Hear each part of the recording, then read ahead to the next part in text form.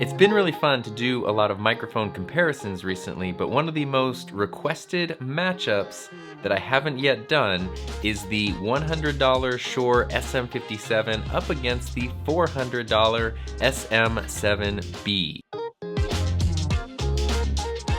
Unfortunately, I happen to have both these microphones right here, which I've used in past videos, but I've never put them, together as a pair or compared them.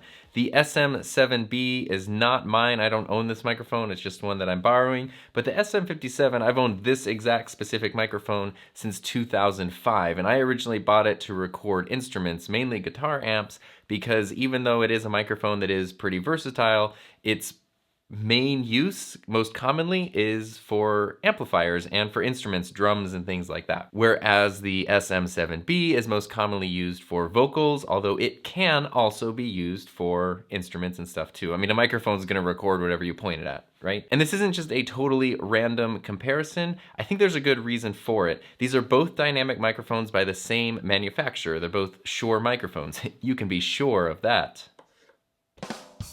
But there are still quite a few differences. Just obviously the design of the microphones is different, and what that really comes down to is, this cartridge capsule, like the microphone part of the microphone is very different on these two. The SM57, since it isn't always designed to be used for vocals, doesn't really have much of a windscreen or a pop filter, whereas the SM7B is really intended for vocals, so it comes with a pop filter, and then it also comes with a second larger pop filter, which I've talked about in other videos as well. But a big difference too is the SM57, the cartridge is just right there, like beep beep, whereas on the SM7, the cartridge is further inside this housing of the microphone. So even if you're talking directly at them, you're not actually the same distance from the part that's picking up the sound, and this has some sort of internal shock mount that's a different system than this. So they're different microphones, even though they technically have some similarities. But let's get the comparison started, and then we can jump in and kind of explain some of the details. So yes, I am running both of these through the Rodecaster. I've had a few people point out that even if you're using just the generic dynamic setting for the Rodecaster, that it's not necessarily giving you zero processing. However, this is the cleanest signal, or the most raw signal, I guess, that I'm gonna get out of the Rodecaster. So it is what it is. And both microphones are using the generic dynamic setting, and both microphones have all other audio processing turned off. So there's nothing else happening here. I've got the SM57 on channel 1, and I've got its gain set to about 35, which is normally where I would keep that. And I have the SM7B set to channel 2, and I have its gain set to 40 because it does need a little more oomph right there. So let's switch over to these microphones right now. This is the Shure SM7B, a very classic, full sounding microphone. I do have them on different stands, basically to try to make it as easy as possible for me to speak the same distance between them. So this is the SM7B, and this is the SM57, again, just on the generic dynamic setting with no additional processing happening. And what you might have noticed right away when I said processing is that plosive on processing. I'm sorry if that's messing with your ears. Whereas on the SM7B, I can say processing all day. I'm not going to have plosive problems as much because it comes with that windscreen. So one of the big things, if you're planning to use the SM57, is Shure does make a windscreen for it. And so this is me speaking directly into the SM57. Peter Piper pitched a podcast. You can really hear those plosives. And now Peter Piper pitched a podcast. So you can hear the difference in plosives. So what is the point of doing this test in the first place? Well, I think one of the reasons that I have gotten so many requests to do it is because people are wondering if they really need to invest in multiple Shure SM7Bs.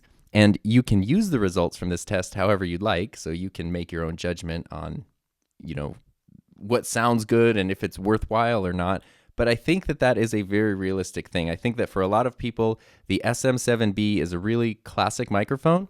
And so if they're starting a podcast or a stream or anything where they need a microphone to use regularly, they're happy to invest that $400, which $400 is a lot of money. If you know me, you know that the Rode PodMic is actually my vocal microphone of choice, which is another $100 microphone. But that's largely a matter of personal preference. And even though $400 is really expensive and I haven't spent $400 of my own money on an SM7B, in the world of production, in the world of audio equipment, in the world of investing in something that's going to be helpful for whatever it is you're creating, it's not that outlandish of an amount. But do you need to invest in more than one? I think that's a great question. So imagine you have a podcast, you're a solo host, you talk into your SM7B, but every once in a while you have a guest, and you want your sound to match as closely as possible so that when you're switching between microphones, it doesn't sound to the listener like they're hearing a totally different show. And so maybe every 4 or 5 episodes you have a guest or a co-host. Do you want to invest another $400 in an SM7B, or could you spend $100 on something like the SM57 and be totally happy with the results? That's kind of the question here. Just hearing what I'm hearing in my headphones with no or very limited processing through the Rodecaster, I think that these two microphones match up really, really well together. I'm talking pretty close to the SM7B right now, but if you remember, the capsule's actually further away from me. So if I take that same distance and move it over to the SM57, I think they actually sound pretty darn similar. And obviously, depending on what mixer and what software you're using, you could EQ them to match up a little bit better. So there's no right or wrong in these comparisons. I get a lot of comments where people are speaking objectively about this microphone is better or that one is better.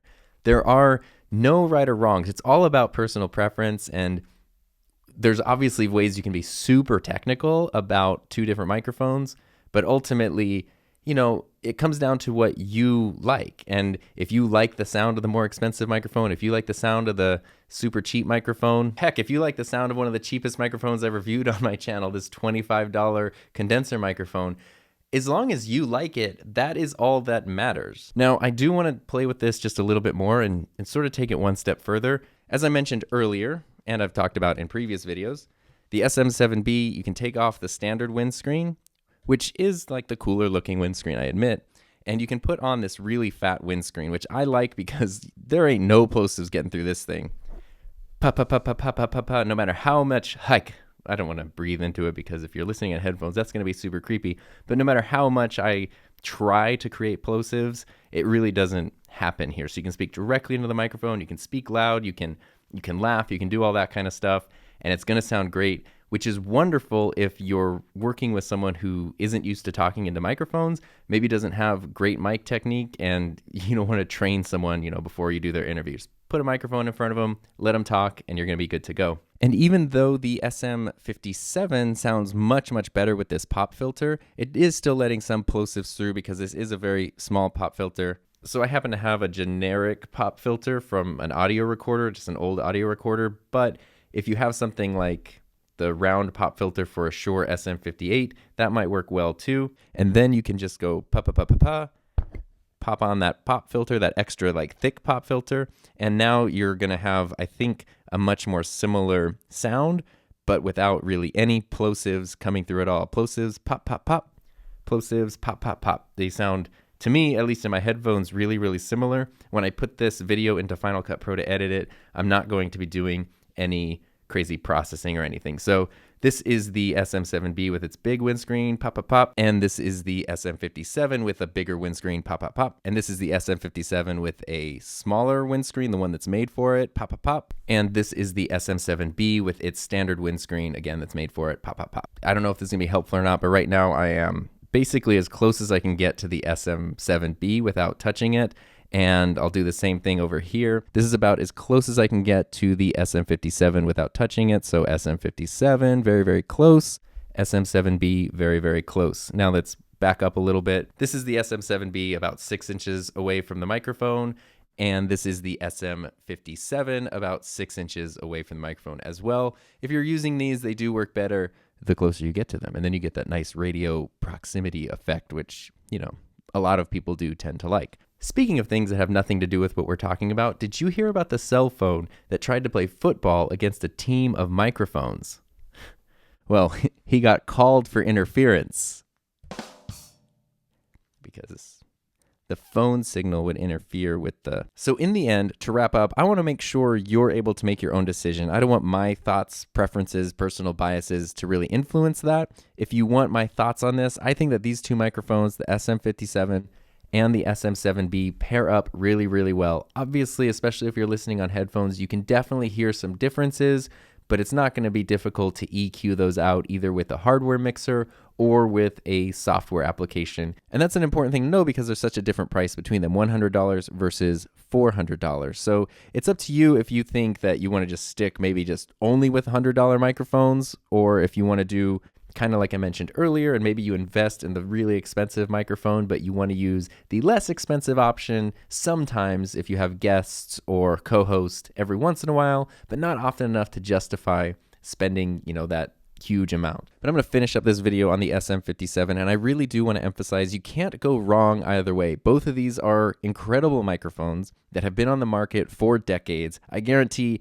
anybody watching this video has heard so many pieces of content produced throughout their lifetime that have been created with both of these microphones. So you can't go wrong either way. And like I said, this specific microphone, this SM57 right here, it's exactly the same as one that you would buy right now from the store. But I got this one in 2005, so it's 15 years old, and it still works incredibly well. So both of these are very, very well built.